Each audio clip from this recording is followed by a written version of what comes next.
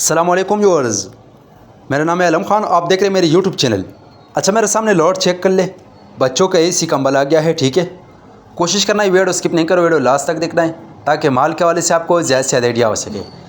अच्छा, आगे मैं आपको रेट भी बताता हूँ और कुछ डिटेल भी देता हूँ, ठीक है। तो माल चेक कर ले, माशाल्लाह बहुत ही अच्छा माल है, बिल्कुल चांस वाला माल है भाई। अच्छा, ये जो है आपको दुकानों में मिलेगा 700-800 रुपये में पर पीस, और इधर आपको सिर्फ़ और सिर्फ 170 रुपये पर पीस पड़ेगा।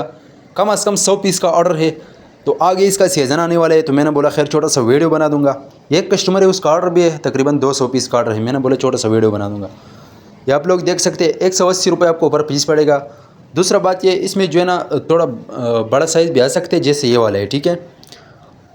ये देख लें, इसी टाइप का माल है। तो माल की क्वालिटी कंडीशन चेक कर ले, बेस्ट क्वालिटी वाला माल है। फिर भी जिस भाई को भी चाहिए, स्क्रीन के ऊपर मेरा नंबर है, उस पर कॉल कर दे, मैसेज कर दे व्हाट्सअप पर।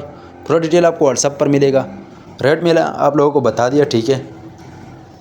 आजकल इसका कस्टमर काफ़ी डिमांड कर रहे, तो मैंने बोला खैर छोटा सा वीडियो बना दूंगा।